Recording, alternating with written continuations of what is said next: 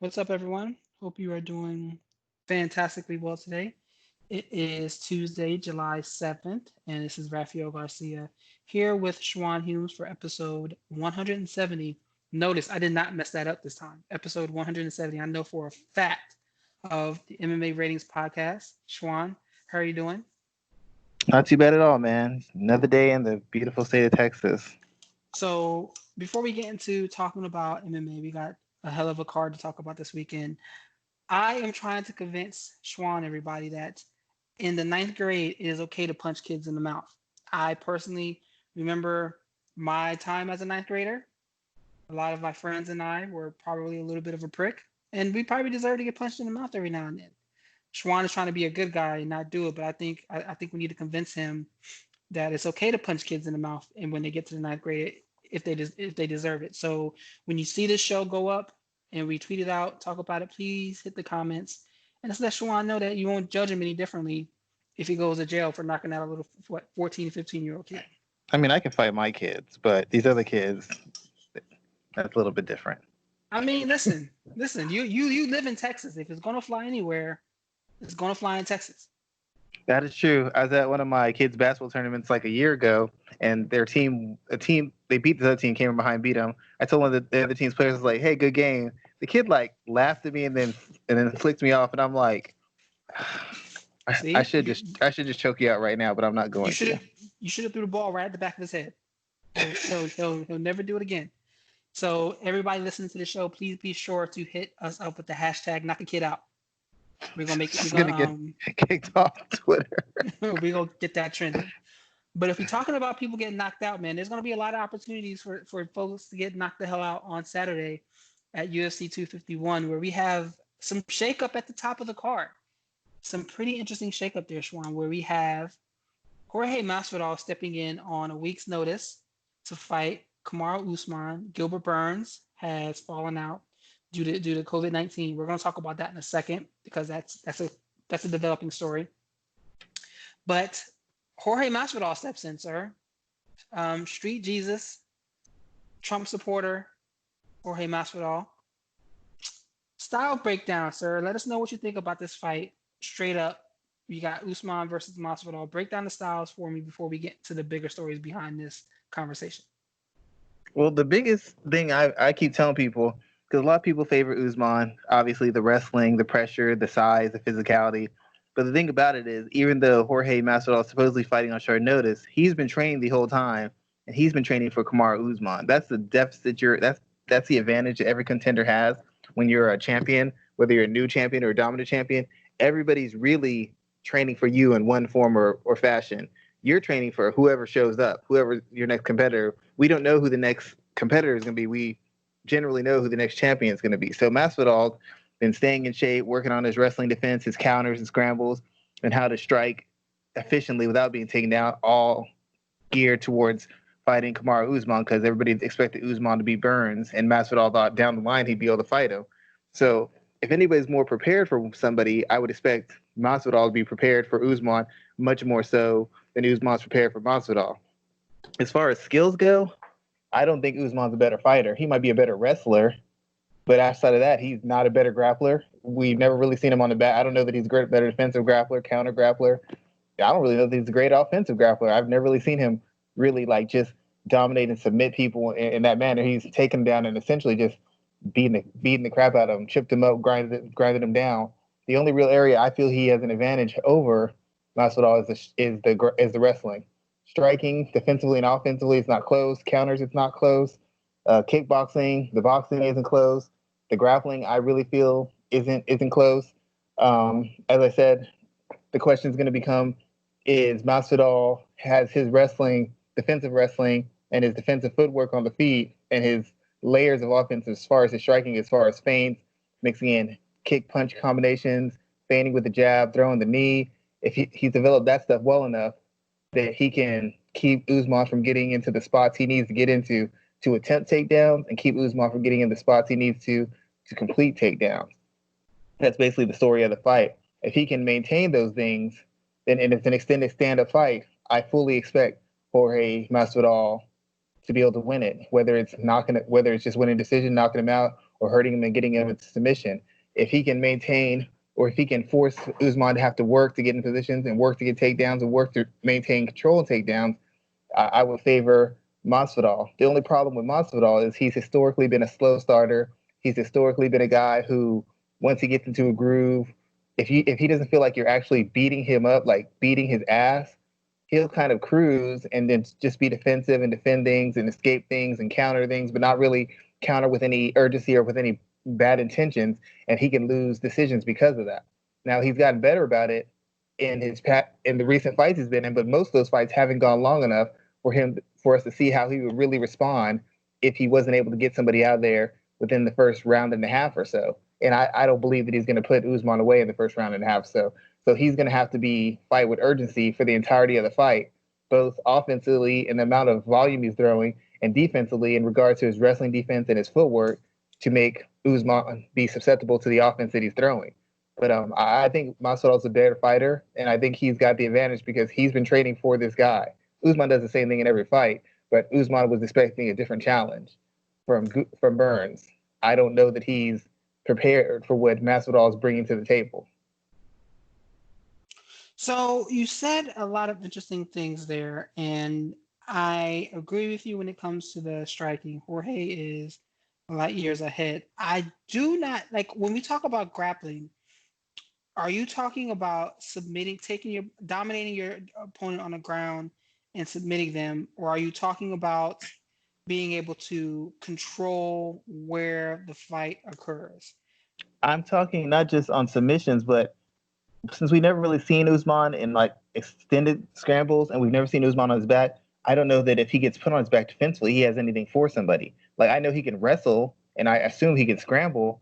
I don't know that he can grapple. And that means not just from a superior position, but an inferior position. If he gets stuck on his back, do I know Usman can submit somebody or get back to his feet? I don't know.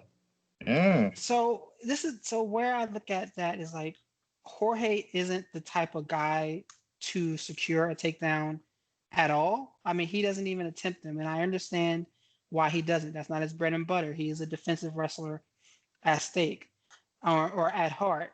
The question I have though is will he be able to get out of positions that Usman's wrestling will be able to put him in?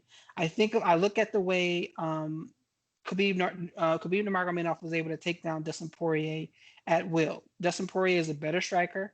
Khabib was overall the better grappler. It doesn't matter what his jiu-jitsu looks like off of his back because he's not going to be on his back. And I feel like that's how I look at Kamaru Usman as well because Jorge Masvidal has some great. He has good takedown defense if you're not a good wrestler. Like if you look at his resume, people forget Ben Askren was a favorite for a reason when they fought last year. Yes, he got knocked out in 5 seconds, but Ben Askren was a favorite for a reason. Damian Maia is not a wrestler. He is someone who will try to get a hold of you and try to pull guard and try to get the better positioning there. Jake Ellenberger was a solid wrestler. Jorge Masvidal beat him. That was back in 2016. But if you look at Benson Henderson, Al Iaquinta, those are two solid wrestlers as well. Now, those are back in 2015, 5 years ago.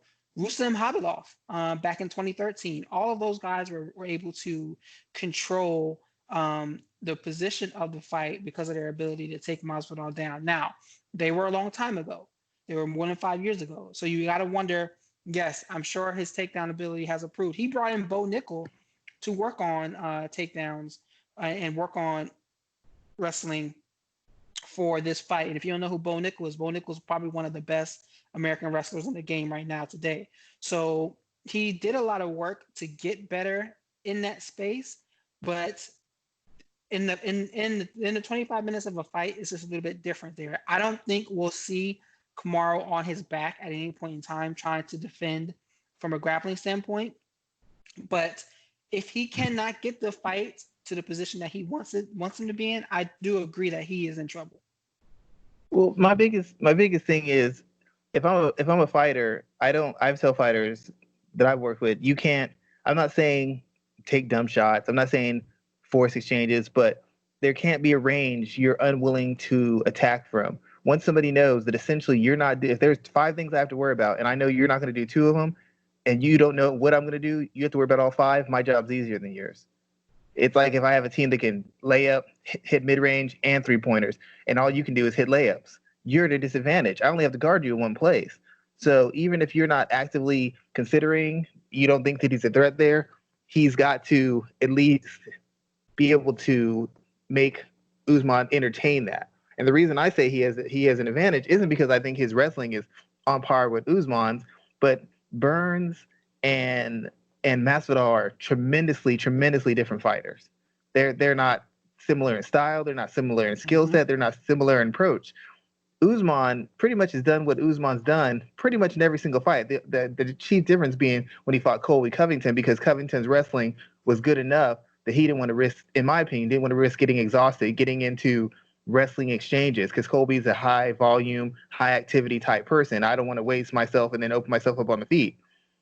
As good as Usman has been, it's not like he takes everybody down and they just stay there. People have gotten back to their feet against Usman before. It's not like we've never seen that happen before. I've seen worse fighters get back to their feet. I've seen guys with worse defensive footwork be able to at least stuff a couple takedowns. I'm not saying they can do it, go their whole round, but I'm just saying you have to make him work. You can't concede anything. It's the same thing Volkov did to Blades. You can't just let him take you down and concede it. You have to look for submissions. You have to make him work. Don't let him just rest and then start pounding on you. Don't just give up the takedown. You're trying to get back up. You're fighting the takedown on every single turn. You're making him work, because if he's used to always getting that takedown the first or second try and he has to go to the third or fourth every round, you're going to get your moment. It might be only a small moment. It might be only half a round. It might just be 1 round, but you are going to have your moment where you can lounge your counters, maybe reverse switch, hit a scramble, put him on his back, and now we're going to see what's up. But it requires you to make him work for every single aspect of what he's doing, to get in range, to get his hands on you,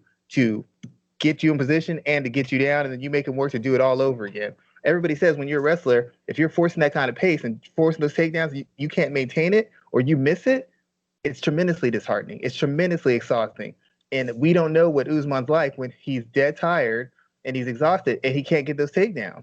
He's probably a lot like every other wrestler. I haven't seen enough of him on the feet to let me know that if he's tired, he can still find his way through defensively and with feint.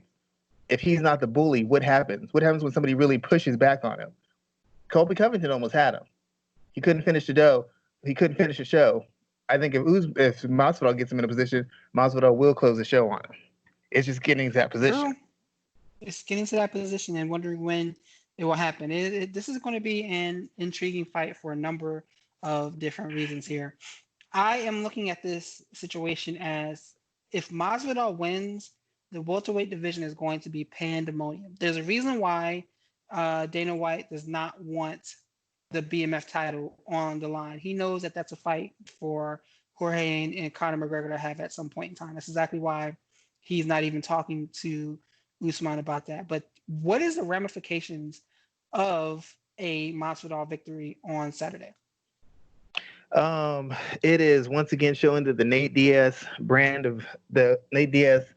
style of branding is undefeated in mixed martial arts. You turn on your boss, you challenge everybody's manhood, you question everybody's heart as a fighter, you play hardball, and you wait for your opportunity, and when it comes out, you make the most of it. Either way, Jorge Masvidal has put himself, if he wins, he puts himself down in mixed martial arts history, because this is legitimately probably one of the biggest upsets you will ever see, and one of the biggest turns around. This is almost a bigger turnaround than Robbie Lawler becoming champion, because Lawler was tapped as the champion. Masvidal has never been thought of as championship material, not for the past 7, 8, 10 years. For him to turn around and become the best welterweight in the world off of weak notice, when the UFC basically said he had no chance and he could just take his ball and go home, oh my God, it would upset the whole balance. I think you might see Conor come back, because now that fight is tremendously huge.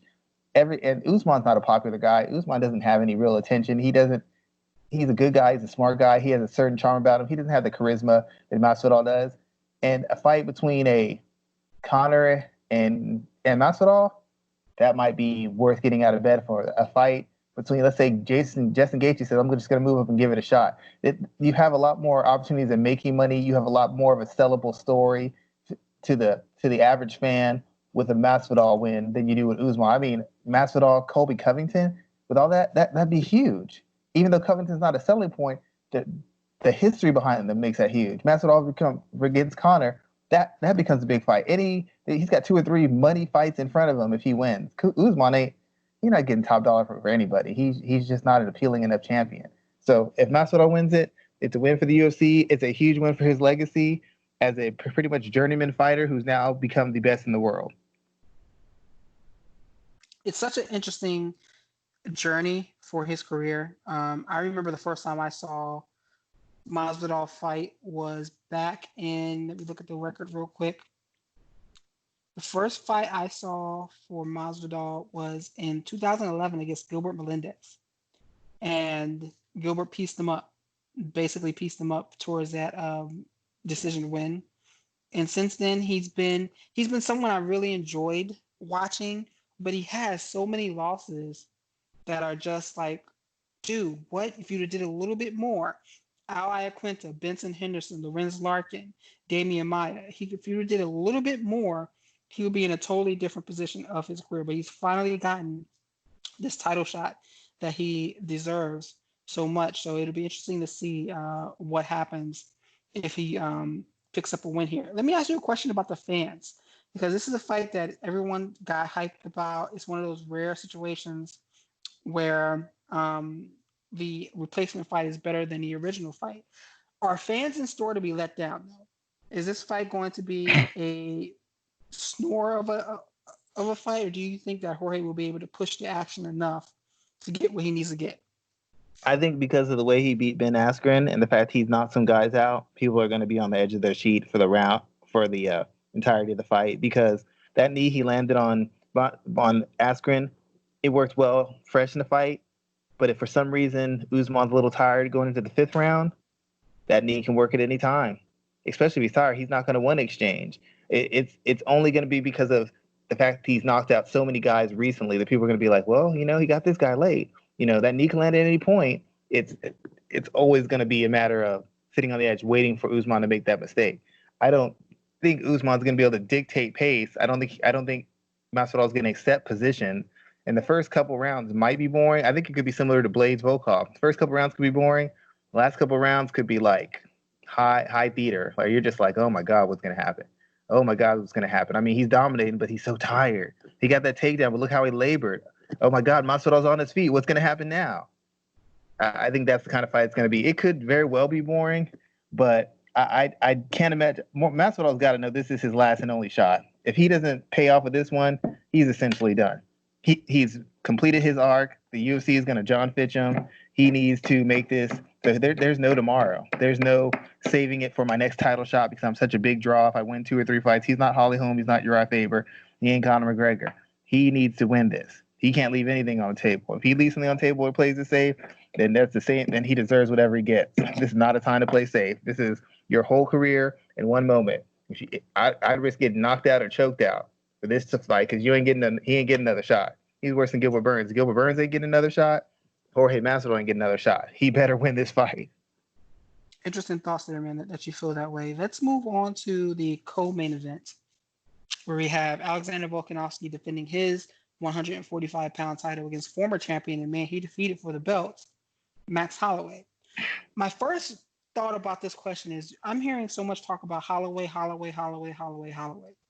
Are we overlooking Volkanovski and City Boxing and what they were able to do to Holloway the first time around?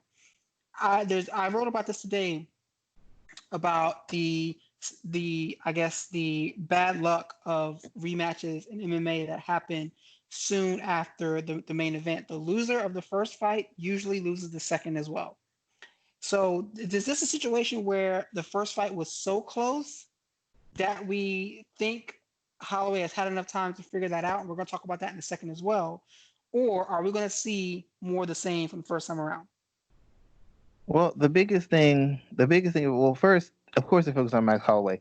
He's an interesting person. Volkanovski is a great fighter, comes from a great camp. He is boring. He's almost as boring as Dan Hooker is. He's boring. He doesn't have a fan base in America. His fan base he's not a proven star on any level. Of course, they're focusing on the star. They want people to buy. That's one reason this matchup's happening. It sells. Volkanovski versus anybody else in the division does not sell. Nobody wants to see that. So it just nobody cares. until he beats Max at least twice. It's the biggest fight that can be made in the division. Of course, they're going to make it again and try to make as much money as they can off it. If Volkanovski has a problem with that, hey, it sucks. Happened to Amanda Nunes, happened to Max Holloway against Jose Aldo, happened to whoever faces the bigger star. You just have to shut up, get the win, get your money. That's the best revenge you can have. Second of all, I've been saying this, but everybody's on this trip about how Holloway can't beat Volkanovski. Everybody's saying the stuff that I've been saying for the past 2 years now. Oh, well, he matches his volume and his durability and his physicality. Yeah, before y'all were saying that Max was untouchable. Y'all said he was an excellent technician offensively. He's a superb technician defensively. He was a next-level counter fighter. I never bought into that, and I never said that. And people kept telling me this, and I'm like, I don't see it. Max's biggest weapons are his conditioning/activity and his durability. His whole fighting style, his whole success as a fighter is tremendously based on those two things. And that's why I thought Brian Ortega might beat him, because I'm like, if he's even 10% less, he can't win. The only reason he beat Jose Aldo is because Aldo was out-slicking him defensively, countering him huge, but Max could, A, he sets a high pace, B, he can take whatever Jose had firing at him, and C, he could ramp up his pace. And when you're a defensive fighter and a guy ramps up his pace, then you focus so much on defense because you can't throw anything back. And secondly, you start loading up on shots because you can't match him shot for shot. If I'm throwing a bunch of volume and you're defensive, that means for every 10 shots I throw, you might throw 3. It's easier for me to dodge 3. Secondly, if you're loading up on shots trying to get the most power out of them, it's easier for me to slip and roll with them because I see them coming. So it essentially makes me a better defensive fighter because I put so much pressure on you offensively. Now that he's fighting Volkov, he doesn't have that advantage. When he tries to ramp up the volume, Volkov can match him. When he tries to trade shots, Volkov actually hits harder than Max. Max isn't a hard hitter. If Max was a hard hitter, he'd lands like 30, 40, 50, 60. He throws all this volume. If he hit with any power, guys would be dead in the cage. They'd be dead in the octagon if they got hit that much with real power. He gets by because of the power. He hits for average. The power, the amount of shots he lands and the accuracy makes up for his lack of power. He's facing a guy who's a bigger hitter, who's got just as good a chin, who's got just as good as cardio. So the whole premise that sets up his techniques and the variation of his techniques and the openings that he wants has been essentially neutralized because he can't outpace Volkanovski. He can't hurt him with any one shot. Max has never really hurt anybody with any one shot. Second of all, and third of all, Volkanovski can hurt him with any shot he lands. Max's whole thing is volume and durability. Yeah, he's got defensive skills, but when you put that much volume in, you're going to get hit a lot. And when he faces guys who can really hit, he gets dinged up. Dinged up against Aldo, dinged up against Poirier, dinged up against Ortega, dinged up against Volkanovski. It's been a trend. These other guys couldn't match the pace. They didn't hit hard enough to really hurt him, and they couldn't match the pace. Volkanovski can match the pace. So the openings he expects there to be there won't be. The time he's used to having so he could do his spinning attacks and pick his shots with his jab and land his kicks, those won't be there. Because every time he touches Volkanovski touches him back. Every time he misses Volkanovski touches him back. So the question is, has he changed his style and his temperament and his character in these 6, 7 months, whatever it's been? I don't think so. I don't know if it's possible.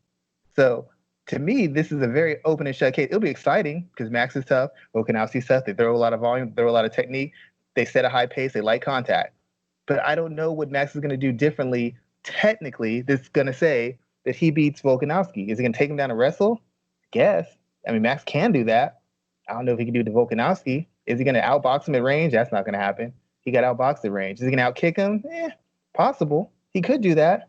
But that'd be a different Max. And that'd be me expecting him to do something he hasn't done in years. So if you look at what he's shown you and who he is, and you take into account the wear and tear on this dude, I don't see how you don't pick Volkanovski. There's ways he can beat Volkanovski, but as I said on Twitter, I ain't getting paid to come up with these ways, so I ain't telling anybody a damn thing. True, sir. True there. Let's stay on that. You said something that was actually a note I wanted to talk about today. Max Holloway. Are we witnessing the slow breakdown of Holloway? I talked about this with Dustin Poirier after last week's fight, or actually the week before on last week's show. I'm wondering if we're starting to see the breakdown of Holloway or Dustin Poirier because he's been doing so much for so long. Same thing with Max Holloway. We're forgetting this guy's been in the UFC since he was 19. I think that's when he came in.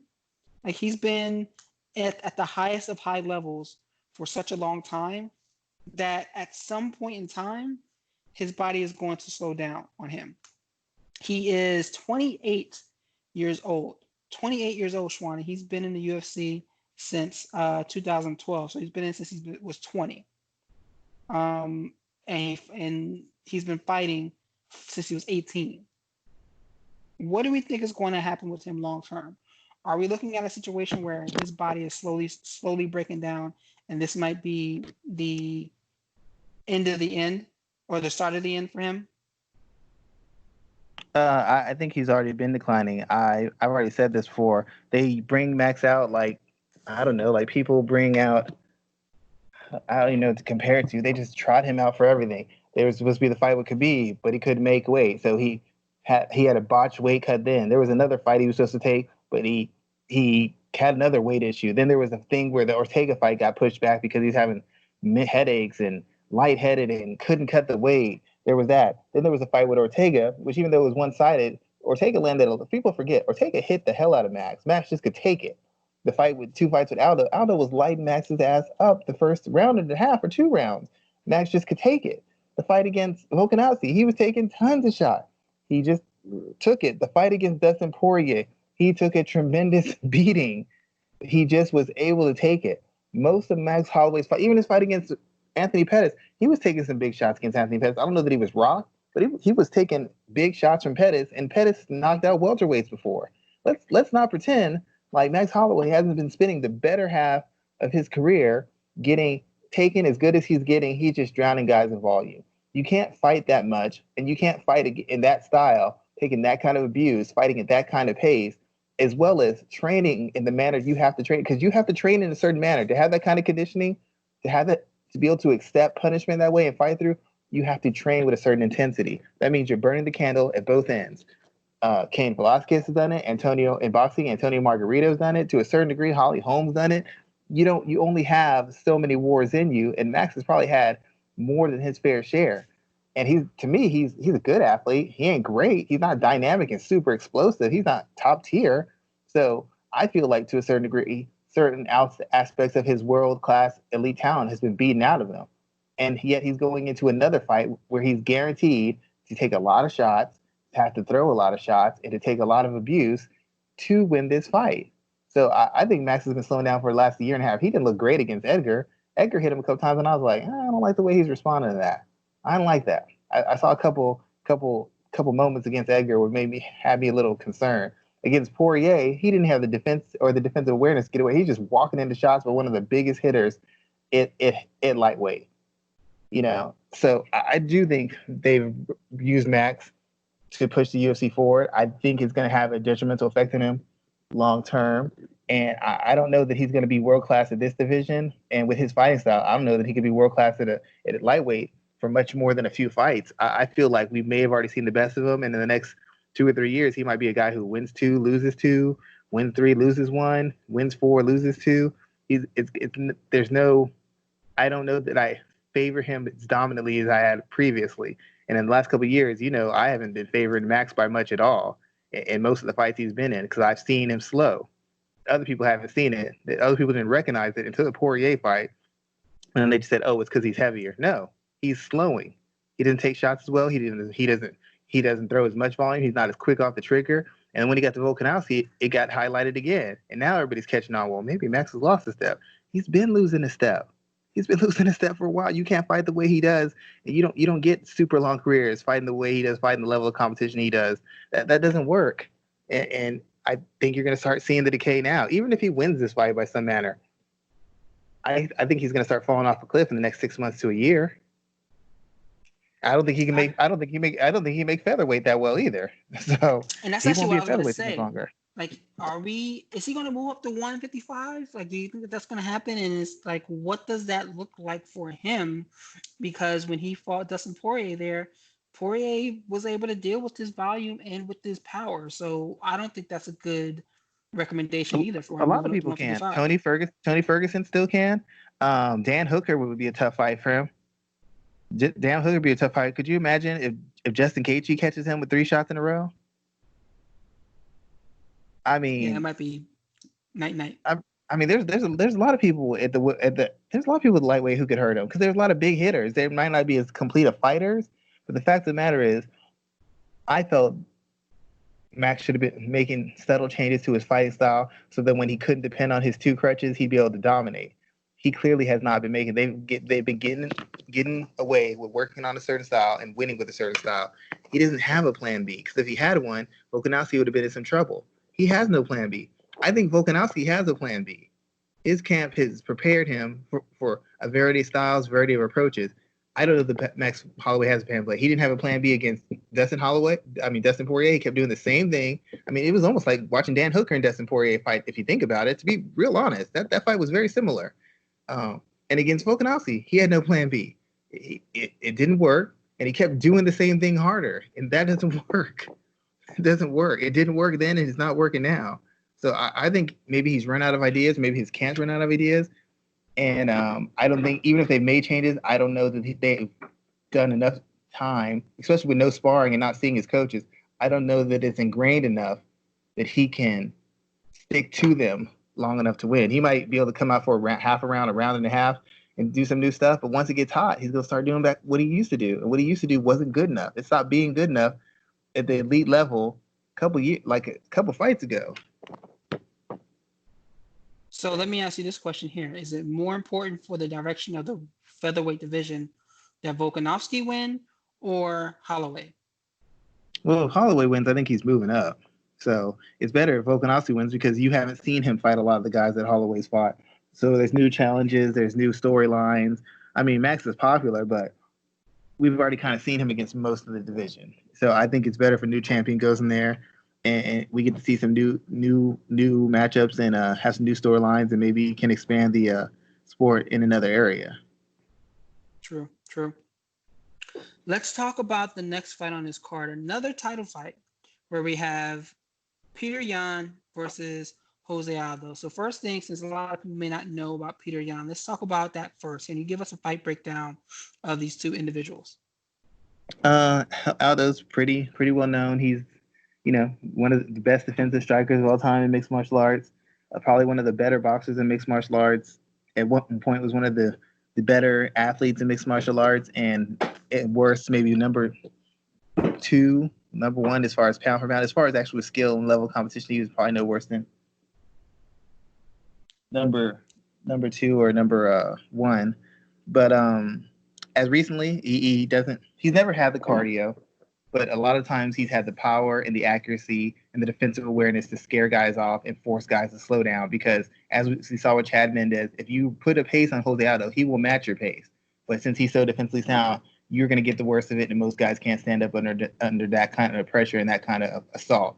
He doesn't have his conditioning anymore. He has to pick his spots a little more. He's a little bit more defensively. He's more pot shotty. He doesn't put his shots together all the time. He kind of tries to set guys up, feint guys, get clear defensive maneuver so that guys expose themselves and then make them pay. But he's still one of the best technicians, even at this level of athleticism, fighting in a new weight class against a top 3 guy in the weight class. He looked very good, and in my opinion, he beat Moraes. That was just a bad decision. So Aldo's who he is. He's just a little bit slower, a little bit less dynamic, but still is crafty, still defensively sound, and still one of the crisper counter strikers in the history of mixed martial arts. Like kind of like Anderson Silva, if Anderson Silva was really a technician as far as a striker instead of more of a strategist. Peter Yan, big, strong, tough guy, throws a lot of volume, throws very good technique, has layered offense, good distance management, puts his shots together well.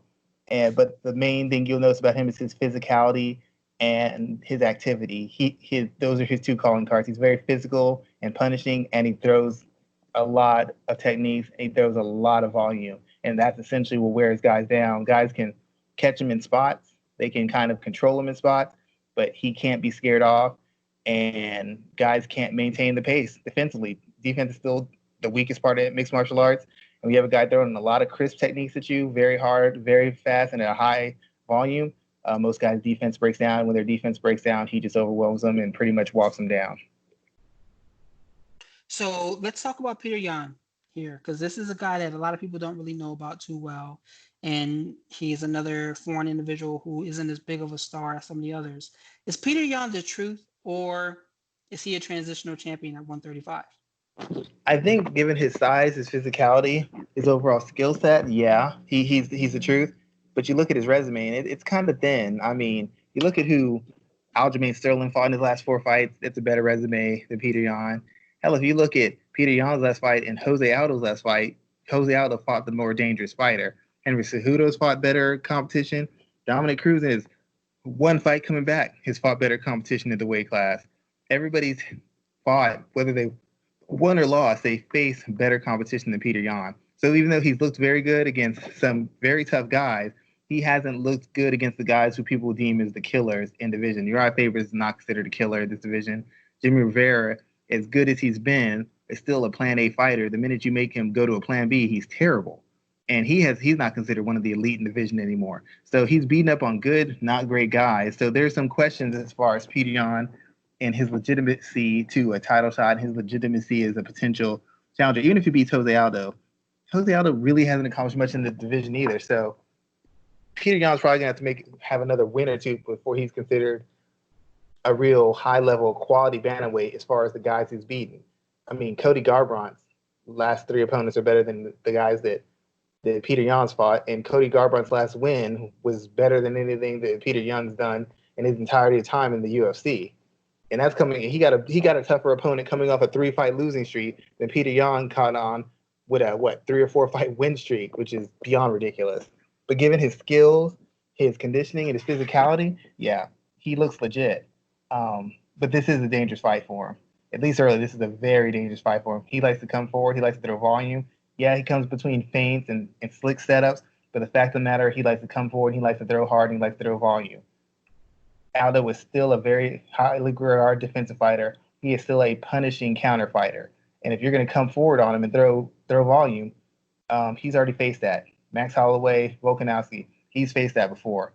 And at least for a round and a half, possibly 2, maybe possibly more, I believe he's going to punish Yan. Yan's going to get his work in too, but Yan isn't coming out that clean. If Uriah Faber is able to counter you here and there and cause you issues with his footwork and movement, then Aldo's going to have something for you when you walk through that door. When you kick in the door, Aldo's going to have something loaded for you. Who do you think is coming out of this fight with the victory? I would like to say Jose Aldo. I really would. I think if he was younger, I would pick Aldo.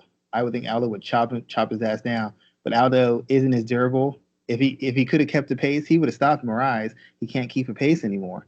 If he doesn't get you out of there in those first round and a half or 2 or really, really hurt you, it's a long night for him. And Aldo's not really much of a takedown guy. He's not much of a leg kick guy anymore, not consistently. And even though he can start hot, he tends to slow down and try to pick his spots. And I don't know that works against a guy who can ramp up the volume and keep pressure on him. I think this fight goes similarly to the Max Holloway, maybe Volkanovski fights, where he comes out early, he's punishing him, he's catching him, he's countering him, he's out slicking him, he's out positioning him, and then little by little, Yan starts to walk him down and take over. I mean, there's always a chance that maybe Aldo lands that Hail Mary shot. It's just not a very good one at this stage. We've already seen this version. We've seen what Aldo does against a technical, tough, high-volume fighter. He loses at this point, and I would expect him to lose again. Okay, all right. We have another rematch that's on the docket for Saturday, where Jessica Andrade and Rose Namajunas are fighting for the second time. We remember the first time. Namajunas was piecing Andrade up until Andrade got her hands on her and dumped her on her head pretty hard, to a point where people thought that it should have been illegal. But when in reality, looking at the technique again, it was still Rose's fault. Is this a fight that's going to look a lot similar to that first fight, Schwan? All depends on Rose, pretty much, how Rose tries to approach this. Jessica Andrade is, to me, not a good fighter, not technically. She's a right idea, poor execution type fighter. She attacks the body, she attacks the leg. Leg kicks aren't really great. You can counter on those. Her body shots are good, but you can counter off of those. Her pressure footwork isn't good. She can't be scared off. So she stays on you. You can spin her, you can turn her just with footwork alone, but she can take the shot, so she stays on you. the biggest part of her is she plays to her strength. She knows she's big. She knows she's strong. She knows she's physically punishing. That's what she sticks to. The first fight, as much as I want to say that Rose was just handling her, the fact of the matter was Rose was hitting her a lot. Rose didn't really ever have her like really stunned or on skates. We saw that look like against Wiley Zhang. So we've seen Jessica really hurt. Rose did not have her really hurt. She was just beating the piss out of her and outmaneuvering her. But Andrade did make adjustments. She started attacking the body. She started getting to Rose's body and physically manhandling Rose, and that's when Rose kind of fell apart. And that's been the story on Rose. When Carla Esparza got to her body and wrestled her, she roughed her up and beat the hell out of her. That's just the way it is. I don't think Carla Esparza is a better fighter than her, but when she got her hands on her, that's what happened. When Carolina Kovacevic got her hands on Rose, she did the same thing to Rose. In the rematch against Joanna, for some reason, Joanna wanted to strike at range with Rose, even though Rose's left hook and Rose's jab and her overall boxing ability were causing her all sorts of problems. But when she got Rose in that clinch, you know what happened when she got Rose in that clinch. She was testing Rose in that clinch. She was punishing Rose in that clinch. She just couldn't get it, and sometimes she just refused to attempt it. So there's a clear path to beating Rose Namajunas. You walk through fire, you transition ranges, you get your hands on her, and you rough her up. Mentally, it seems sometimes she'll get a little desperate, she'll get a little tired, she'll get a little iffy defensively, and she'll start making mistakes. If you can keep the fight at the range she wants, and she can scare you off with her power, Rose is gonna kill you. Everybody she scares off with her power who gets a little hesitant, she beats the crap out of them. Michelle Watterson, Tisha Torres, Joanna Jędrzejczyk, everybody. But the question is, can she scare Andrade off? Now, if Andrade's chin has been permanently damaged, this fight ain't going 3 rounds. Rose will either drop her and submit her, or Rose will just knock her to clean out. Because Andrade's whole game is built around her being able to walk through whatever you have. If she can no longer do that, she won't face a lot of losses because most girls in the division don't hit that hard, but she's gonna start racking some up because the champion is still a hard hitter. Cadella, even at this point, still a hard hitter. Rose is still a hard hitter. So if her chin can't hold up, it's going to be a short night for her. But if her chin can hold up, we don't know how Rose responds when she's getting physically manhandled and punished to the body. Actually, we do know she loses. So the question is Rose going to be able to maintain the pace she can and maintain the range she wants, or is Rose going to be able to create some kind of scramble where she can get a submission? Because I believe she can submit Andrade. It's got to be something quick. It's got to be something lower body or something around the neck. It can't be around the arm. Andrade will just hulk her. But it's a question of, is this a new Rose we're seeing? I think she's training at a different camp. Is she going to be more apt to, instead of just striking out when she gets her on a rocks her, looking for a submission, looking for some kind of lower body submission? And if Andrade's chin holds up, what's going to be Rose's plan B? Because a lot of her success is based on her scaring you off with her power. If you're not scared off by her power, she tends to tire. She tends to get touched up. And I don't know. Rose hasn't fought in a long time, and she was mentally not into it. So I'm very interested to see if we see a different and better Rose, or the fact is the book's been out on her, and only a few people can take advantage of that book, but Andrade is one of them. So I guess we'll find out Saturday. We will, sir. We shall. Let's talk about. Is this a number 1 contenders fight here? Because if you look Rose at that wins, division, it is.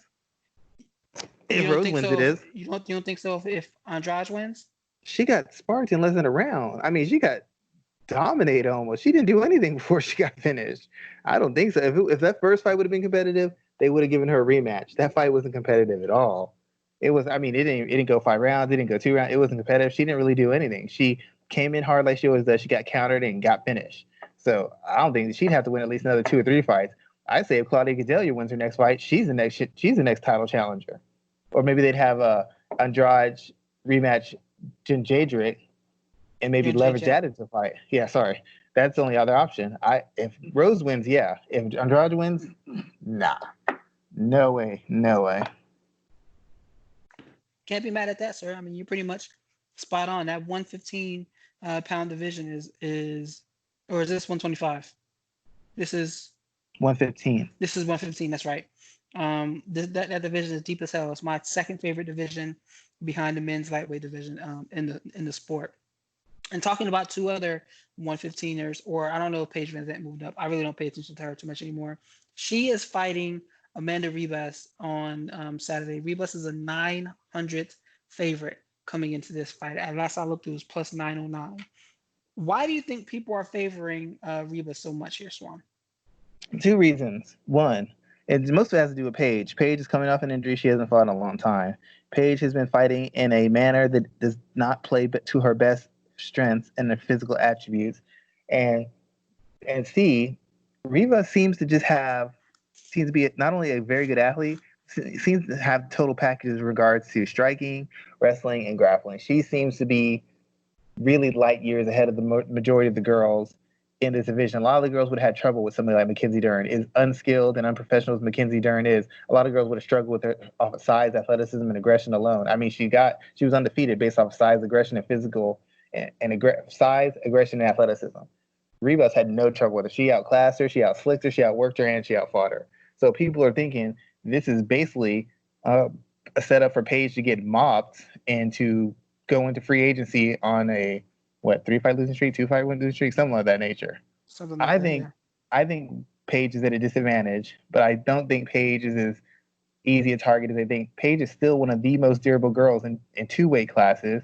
Paige is also one of the most physically gifted girls in 2 weight classes. I mean, she got injured. She broke her arm fighting a girl who is being forced to fight a bantamweight because she can't make that weight class anymore. So she was fighting somebody a weight class up. She was able to handle scrambles, handle tie-ups, exchange shots on pretty equal terms, and not get rocked or hurt by that. Second, Paige is good in scrambles. You take her down. It's not easy to take Paige down. It's not easy to take Paige down and control her. I haven't really seen a lot of fighters do that to her. Rose Namajunas didn't. And everybody else she has fought has never really had an easy time with her. They may have outskilled her, but very few people are working harder than her. Very few have been able to just control her. And thirdly, Paige is very tough when she's fighting the right fight, i.e. going forward, i.e. throwing volume, i.e. working into the clinch and punishing people. Her clinch is tough. She's damn near killed Felice Herrig in that clinch before. So Paige has some tools to make this a very competitive fight, and if things work out perfectly for her to win it. The thing is, she hasn't been very active. She's coming off injuries, and like I said, she's been fighting a very dumb brand of mixed martial arts. That's why she's considered such a underdog in this. But in the division, there's lots of girls Paige can still beat. Everybody acts like Paige can't fight. I'm like, you think Paige can't fight? There's 5 girls she could beat right now. So what are you saying about them? Macy Barber, as much as she called Paige out, that wouldn't be an easy fight for Macy Barber. In fact, I might favor Paige over it. I've seen them both against decent competition. Paige has beat better people. Paige is a better athlete. Paige is the more physical and durable fighter.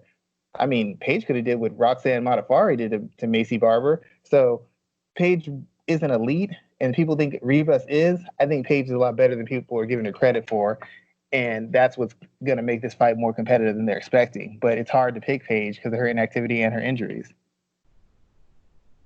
True, interesting thoughts there, man. I wonder what would happen if Paige wins. I don't think there's any negotiations going on between her and she's out of here. It's clear she's like, yeah, I'm out. If she wins, she gets to tell Dana to kiss her ass and gets to demand a boatload of riches because she's still one of the most marketable people in MMA, and she would have knocked off one of the top prospects. She get whatever she wants wherever she goes.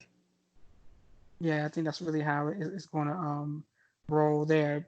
Do you think she goes to Bellator, or does she leave fighting altogether? I think she still wants to fight, and I think against a certain caliber of opponent in Bellator, she could probably go on a win streak in Bellator. I mean, the worst people she's fought are probably better than the best people for the majority of Bellator. She's fought better opposition. A lot of those girls are really unseasoned to a certain degree. I mean, some of those girls are good, but they haven't really faced comparable athletes or people with real experience. And even if she loses, she's going to get paid top dollar to do so. So, I think she goes on to fight more. I think win or lose, her thing is, I guess, being as pretty as a fitness model, but being a fighter, that adds that legitimacy to her because she's really not just a pretty face or pretty body. She's somebody who has substance, and that substance comes through the fact that she's actually a fighter. And she does it for a couple more years. She can fully establish her brand and move on. Plus, if she goes to Bellator, she has full rights to her sponsors, and she can really earn money and not have to dance around tap dance with the UFC's rules and regulations. Yeah, I think that she's already making more money than majority of the rest of the roster. So if she moved over to Bellator, and the money will continue to flow.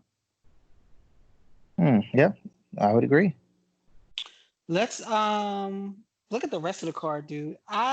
Today was the first day I looked at everything other than the main card, and I was like, what the hell? There isn't a lot there. Is there anything on the undercard that you are watching closely? You know what? Let me actually pull that up because I have not given a lot of look at that UFC undercard. Yeah, I definitely I was like getting ready. I was preparing for today's show, and I looked, and I was thinking, yeah, I haven't heard one peep about the undercard, and I guess this is why. You got it Yeah, up? I mean, yeah, I just pulled up. UFC is just starting to turn into boxing. They just want to have a few choice matchups on the main card, and then they just pretty much just give you whatever the hell they feel like giving you on the rest of the card. It's not looking great. I mean, they're not bad fights. They're just not. It's like I would say they're not. They might be exciting fights. They don't seem to be terribly important fights. Like if they weren't happening on this card, and this was just like on a fight night card, we'd be like, "What the hell are you thinking, dude? This isn't gonna cut it." Now, is Let me this the look. Let me. case just because we're doing this during COVID Oh season? wait. I do have one thing on the card. One thing actually. Go ahead. Jiri Prochka. Um, he's came over from I think Risen. He's pretty much one of the best up and coming talents and one of the best light heavyweights in mixed martial arts world. I mean, he's just on a big streak. His last, I think, his most recent one was a win over King Mo to avenge the fact that King Mo beat him. I think in 2017 for the Risen Grand Prix Open Championship. See, little known fact, your boy was on that game plan team for King Mo when we got that win over him. So his last loss was to me and the King. I always bring that up. People hate it. I don't care. I'm writing that one till I die. Because King Mo said we were the Risen champions. So from now on, I'm not just a podcast host. I am 2017 Risen Grand Prix champion. Just letting you know. Ah, okay, I'll hold But you yeah, to that. he's one of the best talents out there. So they're giving him Volkan Oezdemir, who, in my opinion, isn't great, but is fairly durable, is fairly dangerous. But I expect Jiri to run through him and maybe get a fight or two more, and probably be challenging for a title in the next year and a half if possible. True. That's a big signing for the UFC, and it's one of the few guys who is a known quantity coming in. Not like Reyes, a guy who nobody knew what to expect of. People have big hopes for Jerry, and people are expecting him to at least challenge for a title, if not outright win one. Good thoughts there, sir. I appreciate you diving into this undercard. We have two questions today for listener questions. As I mentioned, we're focusing all on UFC 251. And the first question is about Kamaru Usman. If he gets the win on Saturday, does he get that Masvidal shine? Do you think he becomes a bigger star, the kind of the way Nate Diaz did for his win over Conor McGregor? No, not even close. If Nate Diaz would have lost that fight, he wouldn't have been any bigger star than he was. It exemplifies you if you are a star. Kamaru Usman isn't a star. He's an interesting guy. He's a smart guy. He's an accomplished guy. He's a charming guy. Israel Adesanya is a star. Francis Ngannou, to a degree, is a star. Paige VanZant is a star. Nate Diaz is a star. Conor McGregor, Donald Cerrone are stars. Kamaru Usman is not. He's a really good fighter with a really boring style. And if he didn't break against Colby Covington, he's not going to break. Covington really has people's ire. That was a perfect opportunity for Usman to get fans and to turn the corner. It didn't happen. And I don't think it's ever going to happen for that dude. I don't know what he'd have to do for it to happen, but whatever it is, I don't think he's capable of it. So you don't think there's any pathway for him to becoming a champion? He's a more clever Tyron Woodley. Hopefully, he spends his money a little bit better than him too. I mean, he's not as boring, but I just don't see it.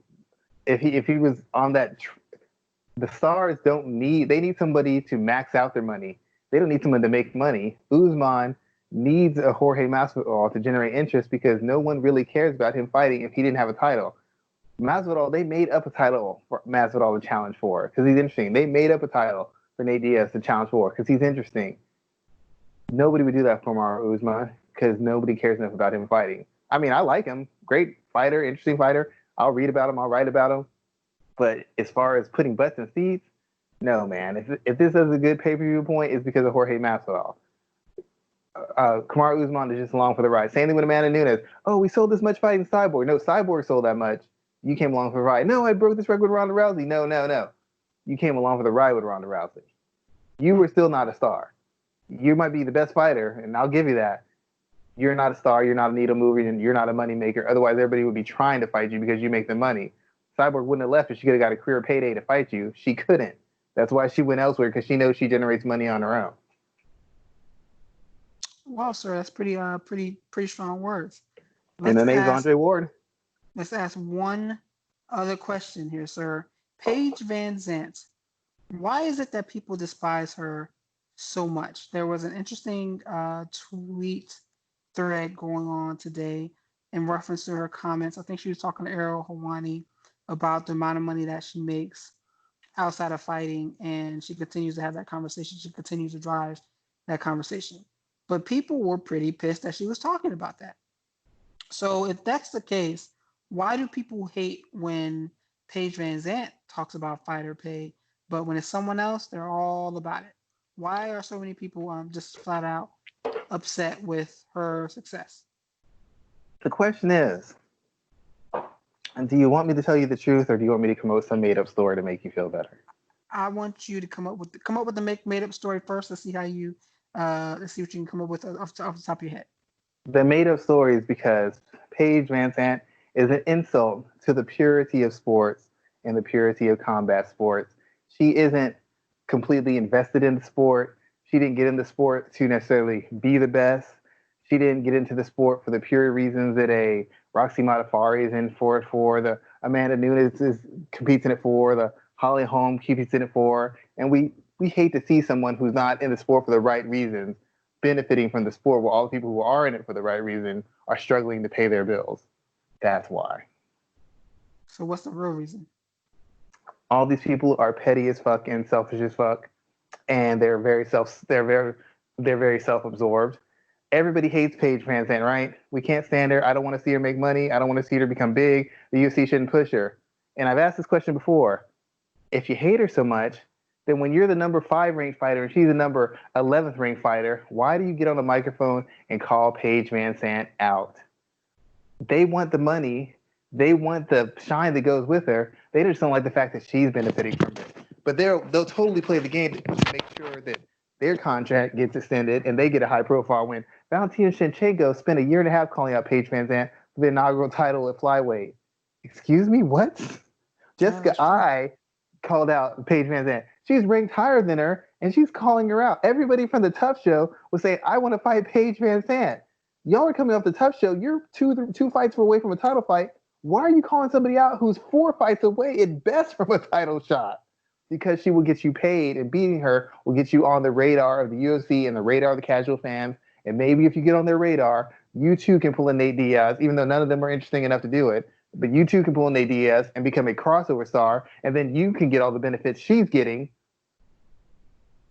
and maintain your air of superiority because you're a real fighter, even though a real fighter wouldn't call somebody out who's 7 spots below them. No real fighter would do that. But all these supposed real fighters who have their morals throw their morals out because they want to get paid. They're jealous because she did get paid. They resent her because she's attractive and she gets better opportunities because she's attractive and she plays the game, and they hate that. The same reason they used to hate Felice Herrig. And Felice Herrig used to tell them, it's not my fault I'm a business person. It's not my fault I'm playing with the tools that God gave me. Until Felice Herrig got her ass whooped by Paige VanZant and started getting old. And then she started crying about, well, the pretty girls get all the shots. And us real fighters never get any opportunities. You were the pretty girl. Your whole career, you've been made more money than you deserve because you have sponsorships and you play an angle and you play on your attractiveness and you play up your sex appeal and you make more money as a result of that. But as soon as you start getting beat the fuck up and you started losing your fastball, and the same sponsors that used to run past other girls to get to you are now running past you to get to other girls. Now it's unfair. Now it just doesn't make any sense, and it's not about the sport, and we need to be about the sport and make sacrifices, and these people shouldn't get paid. You were one of those people who benefited. Ronda Rousey used to complain about too. Well, they like pretty girls like Misha Tate. Ronda Rousey, you were considered pretty by a lot of people. You benefited from this. So they're all hypocrites. They hate it because she's getting paid. They feel that she hasn't paid the same price as them, and they know she didn't come in here to be the best. But that's not the point. The point is, we're supposed to want all fighters who, they always say, I respect anybody who steps in the cage. You're lying because none of y'all respect Paige VanZant. Otherwise, y'all wouldn't talk about her the way you talk about her. None of y'all respect her. But then then you make fun of fans and say, well, y'all never been in the cage. I don't have to respect your opinion. Paige VanZant's been in the cage. You don't respect hers. So your argument holds no water with me. It's just bitterness. It's jealousy, and it's selfishness. They don't care what happens to Paige VanZant if she wins or loses. They're mad because they're not getting the rub to beat her. Now, Randa Rivas is going to get a rub if she beats Paige VanZant, and all these other girls are mad because they're not getting it. They don't really care about the integrity of sport. They want to get paid like everybody else. All these fighters keep telling us they want to get paid. They're mad because she found a way to get paid doing less than they did. That's how they feel. They feel I've done more. I should get the money she's making. I did more. I should get more money than Sage Northcutt's making. They're making more money, and they haven't sacrificed the things I did. That's just the way it works sometimes. And they resent her for it. It's not her fault. She had an avenue. She took advantage of it. Just like when you were a better fighter and you were making more money than her, you took advantage of that avenue. All you can do is work for what you have. She's worked for what she's had. She's actually fought for it, got in the cage and fought for it because they couldn't push her. She was on a losing streak. When they pushed her, she was like, lost one fight. I think she had won like 4 fights in a row. They're just jealous and bitter, and they hate the fact that someone who's not them or somebody who doesn't live up to their standards is getting paid. It's like elitism in mixed martial arts. I don't care. Make your money any way you can make it. Whether you deserve it or not, it's a tough way to make a living. If you can find a way to take care of yourself and your family and get away from this, please do it. All the fighters, even the real fighters, are trying to do the same thing. They don't just want to be champions because they want to be the best. They want to be champions so they can be the best, get their name in the history books, and then move on to a good life. Same way they resent Conor McGregor. It's really ugly to watch, to be quite honest. I mean, they're really good guys. They're really great athletes. But watching them be so jealous of somebody's success is disappointing, man. I don't know what that's like. I've never been that person. So you're saying you're not salty like all these other people? No, I'm not. I mean, fighting's your dream, right? You do it for free. So why do you care if somebody else makes $100,000 to your 20? You told me it's who you are. You didn't say who I am as a moneymaker, who I am as a well-off person with benefits in a mansion. You said I'm a fighter at heart. Well, and then accept what you want. You said it, not me. It's not her fault. She took advantage of the opportunity like she should, because if she didn't, she'd be called an idiot for having advantage and not playing up to it. She did what she had to do to make her money. Let her enjoy her money. You need to find your fan base or find your avenue to make you similar money instead of complaining and hating on somebody who found theirs. And yeah, maybe it's easier because she's attractive. Well, some people are smarter than Paige VanZant. Some people are better fighters than Paige VanZant. You have advantages too. You just haven't figured out a way to monetize them. That ain't her fault. What do you hate her for? You should be happy that a woman has found a way to win in a male-oriented sport that very few women get paid in. How would you hate her? I want all women to do better, except the pretty ones. They get enough. They shouldn't get any more. They get enough. Fuck. Nothing was more cringe to me than when Macy Barber continued to try to call her out in the most saddest of ways. And now I'm glad that situation will hopefully never occur, because that it literally made me dislike Macy. Let me tell you, Paige VanZant was going to beat the shit out of Macy Barber. Paige VanZant was going to fuck Macy Barber up. Don't get that twisted, because Macy Barber was going to get fucked up, and then she was going to legitimize Paige. People seem to forget that Paige went 5 rounds with Rose Namajunas. We're impressed because Macy Barber beat up Hannah Cyphers and Gillian Robertson. Gillian Robertson would have been one of the worst at the time that Macy Barber fought her. She's still inexperienced. Paige VanZant's fought a bunch of people better than her. Macy Barber would have got fucked up. That's all I'm saying. I don't care what anybody thinks. What everybody tells me, well, Paige isn't this, Paige isn't that. Paige is more proven than Macy Barber. And if they would have fought, Paige would have stomped her out. and the shit talking that Macy would have had to do would have been humiliating. Macy needs to thank God Paige VanZant didn't take that fight. Paige VanZant would have whooped her ass. I would bet my house on it. She would have beat her ass. So we'll go ahead and put a period right there, sir. Let's talk about what else we're working on this week. Let everybody know what work you got on deck. I'm working on this Black Widow thing. I don't know when that's coming out. Working on another one for Agents of S.H.I.E.L.D. with the coronavirus. You never know when anything's coming out, but I have to start working on it now because trying to wait the week of or the month of, it's just too much to go through pieces and break them down and cut them. So I'm working on those. Just on Twitter, I have random thoughts now about I go into things instead of doing an article on the camps, I just write threads on it. And I go to the MMA ratings on Twitter and I post through there, and people can see my thoughts on where camps are failing, where camps need to be better, or just other thoughts I have towards fighters or corners. And sometimes I try to live tweet the events on the UFC fight nights if I have time. But I got a bunch of kids, and I think we have a tournament, so I might not get to it this week. But I try to cover as many of the fights as I can during the event. So that's all I got going. True, sir. True. I can feel you on that. I am finally picking back up the pen, doing some writing, getting some work done, as we usually do. Got a busy period, man. Between work and side hustle work, it's just, we're super swamped. The infamous side hustle. Everybody The, needs inf- one. the infamous side hustle. So, sir, I'm going to go ahead and close this show out. As we always do, I want to thank you, everyone, for taking the time to follow the MMA Ratings podcast. Be sure to catch us across various outlets. So then we'll run down the list. Of course, you can always go over to our flagship first. You can catch us there, MMAratings.net, and let us know what you think about our content. MMA Ratings on YouTube, MMA Ratings Net on Instagram and Twitter. Our podcast, which is this show every Tuesday, and my wrestling podcast on Thursdays, usually.